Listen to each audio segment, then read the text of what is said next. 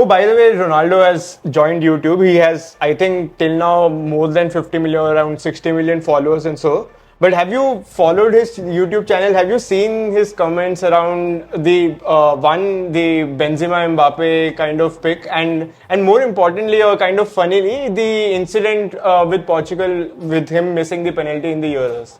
Well, yeah, of course, it's hard to miss Ronaldo's YouTube journey that, fastest to reach 10 million, 25 million, and 50 million. And Yeah. that's really good for him, but I didn't expect any less given that he's the most famous person in the world. He's the most famous person on Instagram. Coming to his videos, well, like I get it. You have that Ronaldo mentality. He wants to be the best, and it's kind of motivational that like after your career is done and there's nothing more left for you to prove, you're still chasing that target. Yeah. He completed 900 goals right now, which is a good achievement, Yeah. right? Which is like one of the best achievements I've ever seen in football, right? Yeah. And we're not counting non-offside goals. But I think for those two particular videos you're talking about, choosing Mbappe over Benzema, well, yes, I would say Mbappe has the potential to surpass Benzema for sure.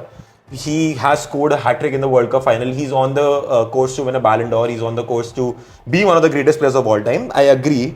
But I think that's sort of demeaning Benzema of what he's done. That's sort of depriving your own teammate, the one who's played with you for so many years. Yeah. So that was very surprising for me that why he picked Mbappe over Benzema. Like if you ask me right now, I will always pick Benzema. Maybe in the next 5 years my answer might change. But currently, of course, Benzema, you're comparing a Ballon d'Or winner, one of the best strikers of our generation, to a very, very, very good player, like with the potential to be the best in the world, but not the best in the world yet. Yeah.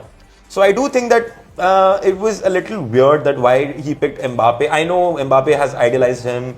He thinks of Mbappe as his disciple or whatever, but I do think it was a little weird. I didn't expect him to not pick Benzema, who was his friend and was his teammate. Yeah. No, plus, I mean, we've seen Benzema kind of sacrifice his play for Ronaldo, and it always. I know. I even remember even Real Madrid days. They used to be like, "Oh, we are just colleagues. We aren't friends. We don't hang out as much and all."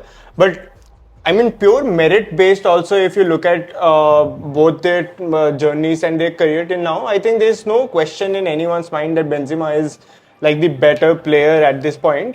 And yeah, it was just a very strange kind of opinion from Ronaldo. But I think something like you said, this whole Mbappe being kind of the next Ronaldo-ish kind of for Real Madrid, and also he idealizes him a lot.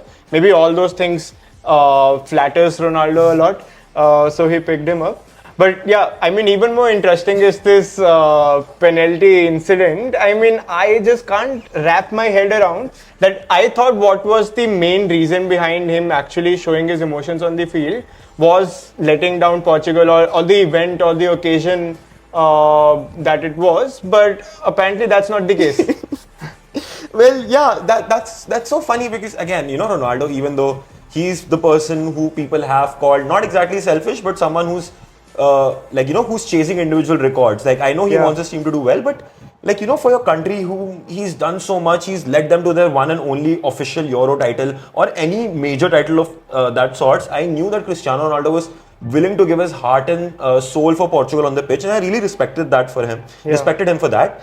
And I also thought that, it's so interesting, it's so nice to see that a player at the age of 38, 39 is still so emotional about letting his international team down. But now saying that he didn't want to ruin his penalty record is, I don't want to use the word narcissistic, but I think it's a little childish to say something I get it. On a club level, I know Al Nassr aren't really, very important. If he said that, if he didn't care about Al Nassr, I would have still gotten it. But to say that, in a Euro game missing a penalty and you're showing that emotion, I automatically thought that it was about Portugal and not about him. But making that about himself and going on, your YouTube channel and saying that was just I didn't expect that at all. Yeah, plus no one, honestly, if that story didn't come out, it wouldn't have been a controversy at all. I think it's such an unnecessary thing to say on your YouTube channel and kind of admit to not feeling sad for the country and all, but rather for your own personal. I think I mean, it's a very typical Ronaldo statement, but it's a very weird typical Ronaldo statement as well.